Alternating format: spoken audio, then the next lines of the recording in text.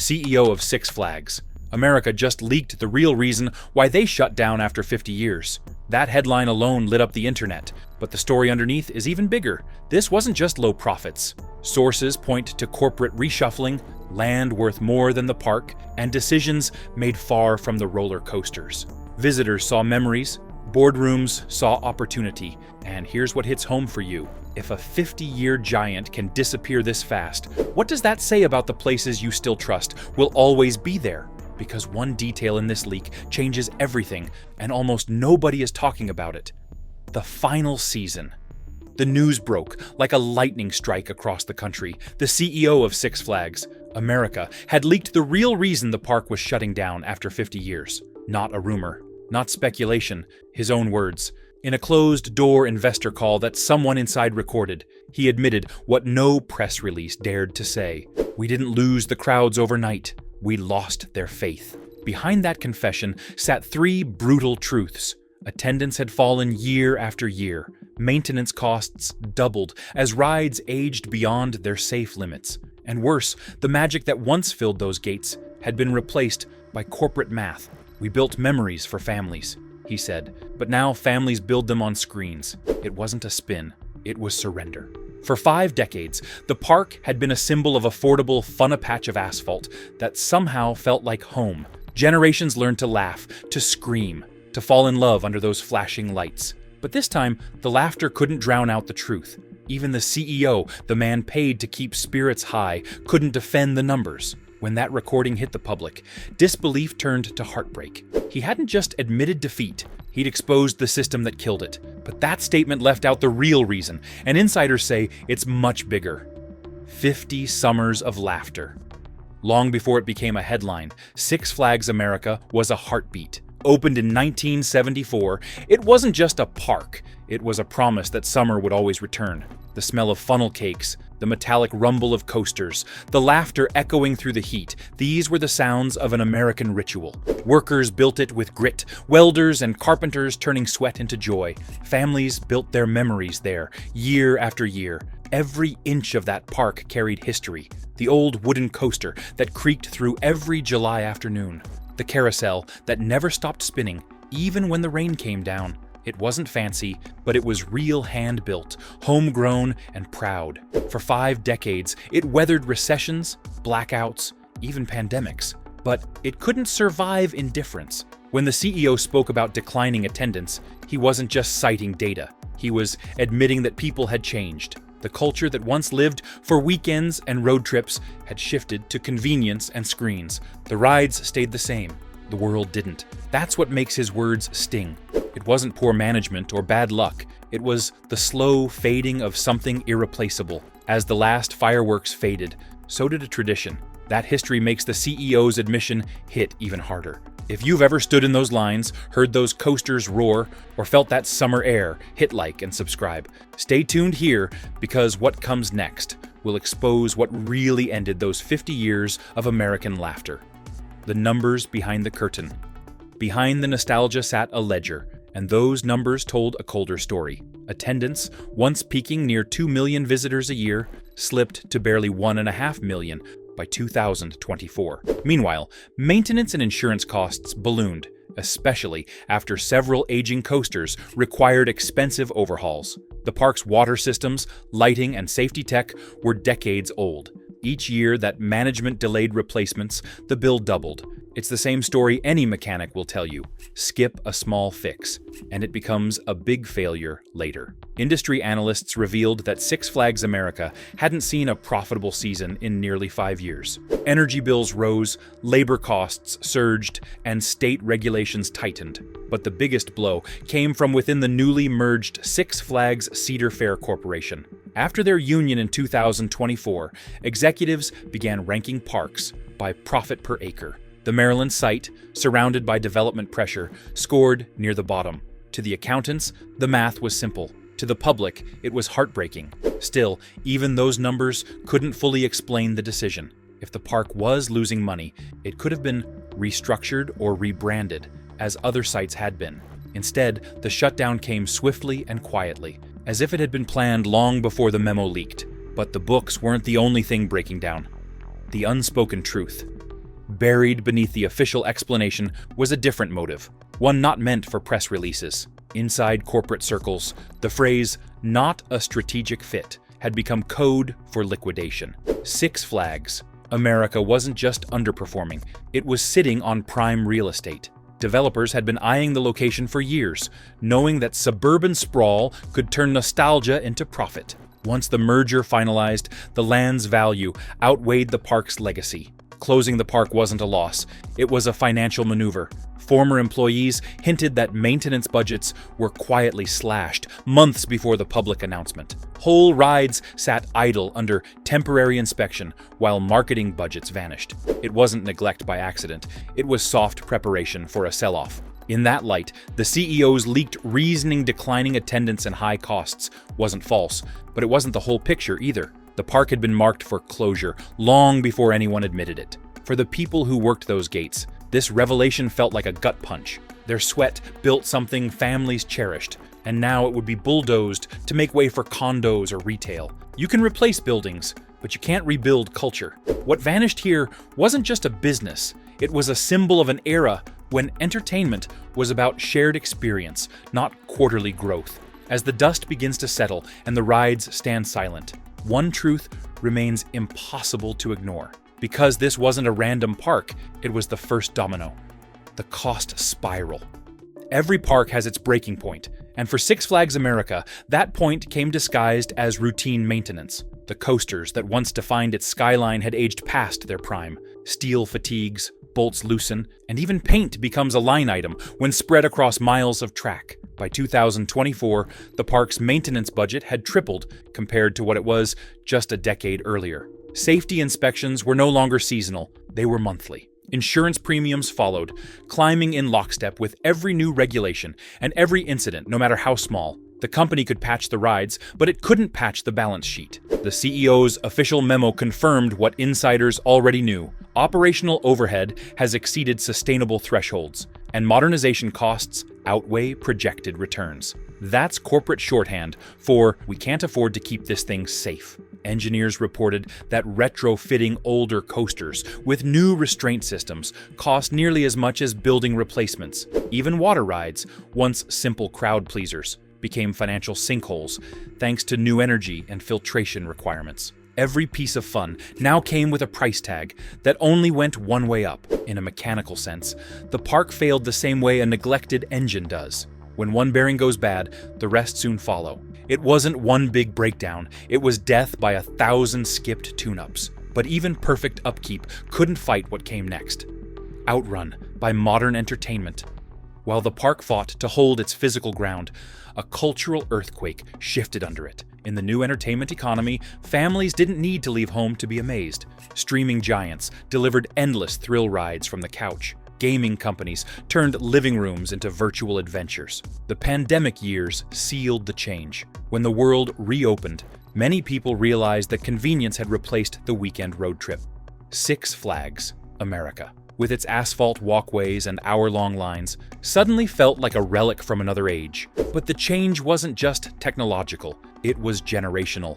Younger audiences crave experiences that can be shared instantly online. Themed selfie zones, immersive sound stages, and interactive digital spaces replaced roller coasters as the new definition of excitement. Six Flags tried to respond with phone-based passes, character tie-ins, and seasonal events, but it was like tuning a carburetor in an electric age. The culture had shifted gears, and the park was stuck in neutral. Older guests noticed the difference too. They didn't mind a day in the sun or a little sweat on the midway. They came for the sound of the chain lift and the flash of neon at dusk. But that kind of magic doesn't stream. While the world chased instant thrills, the parks that built real ones fell behind. Six Flags America wasn't alone. It was just the first to run out of road. And while they slowed down, the competition shifted into overdrive. The merger machine. When Six Flags and Cedar Fair joined forces in 2024, the press called it a historic alliance. On paper, it looked like salvation.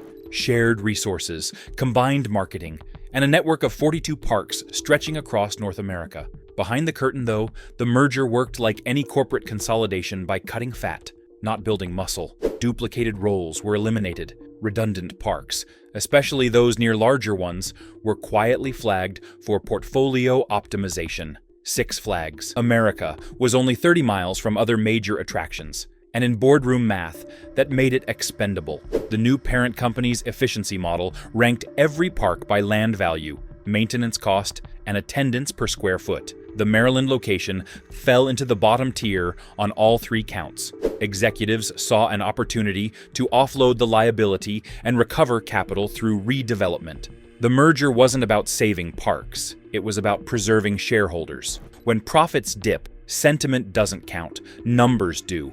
And when a company lists legacy alongside liabilities, nostalgia loses every time. Staff morale collapsed soon after the merger. Longtime managers were reassigned or laid off, and maintenance teams saw budgets halved. What looked like a fresh start on CNBC was, in truth, a controlled dismantling. Mergers promise synergy, but synergy often means subtraction. The only thing the two companies truly shared was the burden of keeping their aging empires afloat. And deep in that merger math, the fate of one park was sealed. Boardroom pressure and the quiet exit. Inside corporate headquarters, the tone had shifted from optimism to urgency. Investors demanded quarterly wins, and executives raced to deliver them. The CEO found himself steering a company caught between legacy and leverage too big to innovate, too indebted to rest. Each board meeting became a balancing act between what could be saved and what could be sold. The Maryland property, with its shrinking margins and growing maintenance bills, became the obvious sacrifice. To Wall Street, it was just an entry on a spreadsheet. To the workers in Bowie, it was 50 summers of sweat, erased with one vote. Pressure builds differently in a boardroom than it does on the Midway. On the ground, it's physical bolts, gears, and grease. In a conference room, it's silent but suffocating. Shareholders don't see the rust or the rain, they see percentages. They chased speed, not longevity, said one former executive. We were told to think in quarters, not decades. That mindset, more than anything mechanical, doomed the park. When every decision is about optics, the soul of the business gets traded for stock points. The final decision came without fanfare. The announcement was wrapped in polished language about strategic realignment, but no alignment could straighten what greed had bent. The people who made the park, run technicians, janitors, ticket clerks, learned their fate from news alerts, not meetings. They deserved better than that silence, because the people paying the price weren't sitting in the meeting room. The empty parking lot. The morning after the announcement, I drove past the park one last time. The gates stood open, but the laughter was gone. Wind carried the sound of flapping banners where music once played, and the giant coaster tracks cast long shadows across an empty parking lot. You could almost hear ghosts of summer crowds, families lining up for tickets, teenagers daring each other to ride again, the faint echo of a carousel that would never spin. What was once the heartbeat of summer had fallen silent, replaced by the hum of trucks hauling equipment out through the back gate. Inside, workers packed their lockers in quiet disbelief. Mechanics, who had spent 20 years tightening bolts and checking harnesses, now wrapped up tools like old friends. Vendors who sold popcorn and lemonade closed their stands for the last time. These were folks who showed up rain or shine, one foreman said, watching the last shift clock out. There were no speeches, no banners, just the kind of silence that follows something too big to process. The parking lot used to fill with cars by noon. Now, it's a sea of faded asphalt, marked by oil stains from summers gone by. A single maintenance truck idled by the gate before rolling out for the last time. The hum of its engine was the final sound of a park that once roared with life. And they weren't the only ones losing something real. Families without a fairground. For decades, this park was a family heirloom passed down in memories instead of money. Parents who once rode the wooden coasters brought their children, and later their grandchildren. 3 generations rode that same first drop, screamed the same way, and shared the same fried dough under the same sun. The closure hit hardest for those who built their summers around those traditions. Veterans who came home from deployments used the park as a reunion ground. Families celebrated birthdays, first jobs, and graduations under its fireworks. Losing it felt personal. Now, the rides stand still under layers of dust and rust. The once bright paint has faded to chalky pastel, and the cartoon signs that greeted guests lean crookedly in the breeze. The fairground smell of sugar and asphalt has been replaced by the scent of stillness. Photos flood social media, smiling faces from better years. Snapshots of kids with melted ice cream, reminders of how quickly joy can become history. The park's Facebook page turned into a digital wake, with comments reading like eulogies. I met my wife here in 1999. Took my grandkids for their first ride in 2014. Hard to believe it's really gone. When people lose a workplace, they grieve stability. When they lose a place like this, they grieve connection. The gates didn't just close on a park, they closed on a half-century of shared American summers. But beyond memories, there's a deeper cost to this kind of closure. Main Street after dark. If you want to see the ripple, drive 5 miles past the park into town after sunset. The diner that once stayed open, late for park-goers, now closes before 9. The gas station across the street, where families used to fill up before the drive home, cut its hours and laid off half its crew. A motel that once ran at full capacity sits half empty, its neon sign flickering like a bad omen. The life that used to spill from the park's gates fed every streetlight and storefront in town. Now, the lights burn low, and the rhythm of the place has slowed to a crawl. Local suppliers, who once stocked the park with ice cream, bottled drinks, and fireworks, have seen their orders vanish overnight. Truck drivers, who delivered weekly shipments of snacks and maintenance gear, have been reassigned miles away. Even the small print shops that made the park's signs are feeling the loss. For years, the park wasn't just an attraction, it was an ecosystem. When it went down, the shockwave hit everyone in its orbit. And yet,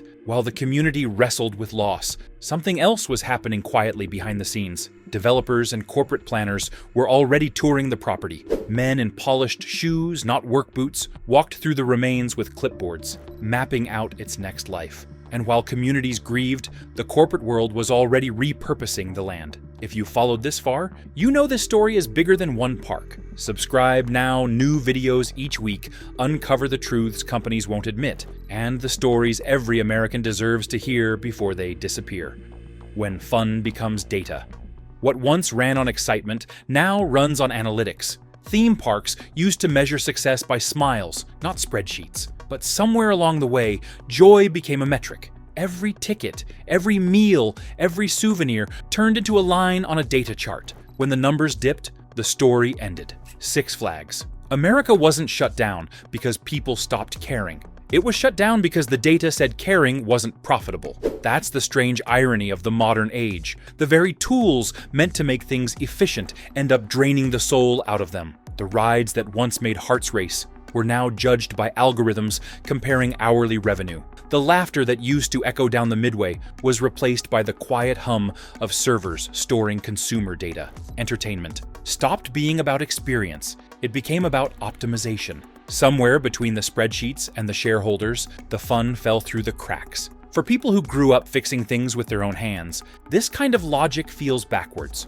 You don't measure a place like this by margins. You measure it by memories, by the look on a kid's face when the ride crests that first hill. But those numbers don't fit in a quarterly report. Maybe that's the real tragedy, not just that a park died, but that its death made perfect sense to the people running it. Because the loss of a park isn't just business, it's a reflection of where we're headed. Developers at the gate. By the time the news reached the public, the ink was already drying on redevelopment plans. The land beneath Six Flags. America had become more valuable than the laughter above it. Developers saw not memories, but square footage prime suburban acreage close to highways and utilities. The same soil that once held roller coaster footings would soon hold office towers, apartments, or logistics centers. In today's market, nostalgia can't outbid a corporate lease. Local officials spoke about economic revitalization, promising jobs and tax revenue. But behind the polished press releases, people knew what it meant. The horizon that once framed a skyline of steel loops and Ferris wheel lights would soon turn into rows of identical buildings. The transformation would be efficient, profitable, and lifeless. A few preservationists tried to fight the sale, arguing that the park was part of state heritage. But the bids were too high, the offers too tempting. The land's transition followed a familiar pattern seen across America. Old factories turned into condominiums, rail yards into shopping plazas. And now, amusement parks into corporate zones. Each time, the same sentence ends the story. Progress demanded it. Yet, for those who remember what once stood there, progress feels like another word for erasure. The grass will grow back, but the meaning will not. And with every sale, another piece of history gets paved over. Investors and the illusion of growth. In the boardrooms that orchestrated the closure, growth was the only goal that mattered. The merger between Six Flags and Cedar Fair was designed to impress investors, not preserve legacy. Stocks rose briefly after the announcement, then fell again once financial reports revealed the truth attendance had plateaued, and maintenance costs devoured margins. Executives reshuffled, CEOs stepped down, and promises of streamlined performance dissolved into layoffs and lawsuits. On paper, they saved millions. In practice, they lost trust. Financial analysts called it necessary restructuring, the same phrase used before every round of downsizing. But the illusion of growth is a trick every large corporation eventually learns. You can't cut your way to prosperity, just as you can't weld a frame by removing bolts. Each time a park closed, the company's balance sheet looked cleaner, but its brand grew weaker. Guests noticed, and so did investors. Six Flags stock, once a proud symbol of affordable fun, became a warning sign for what happens when entertainment becomes a commodity. The irony was sharp. The merger was meant to unite two icons of American amusement, yet it accelerated their decline. Financial engineering replaced creativity, and the pursuit of quarterly wins destroyed long-term faith. Profit lines curved up and down, like the very rides they dismantled. But the thrill was gone, and no spreadsheet could bring it back. But numbers don't measure loyalty, labor, policy, and the human cost. For the people who built the rides, mixed the concrete, and operated the controls, the closure was more than a financial decision. It was a reckoning. Many of them had spent decades keeping the park alive through heat, rain, and repair seasons. They took pride in keeping things safe and running, even when paychecks stayed small. When the park closed, that pride didn't fade, it just had nowhere left to go. Union representatives compared the loss to what's happening in other industries. Manufacturing, shipping, even local repair shops face the same pattern. Automation replaces labor, and asset strategy replaces loyalty. The story isn't new. It's just wearing a new uniform. Every year, more companies trade hands-on work for data-driven decisions. The result is the same everywhere. Fewer jobs, colder policies, and entire communities left behind. There's a moral weight to that shift, one most executives will never feel. You can't automate craftsmanship. You can't quantify pride in a weld, or a mechanic's instinct when a bearing hums wrong. But that's what's being lost, not just at Six Flags America, but across the country. The park's fall wasn't an isolated failure. It was a reflection of an economy that values speed over substance. Maybe the real story isn't about roller coasters. It's about what we value.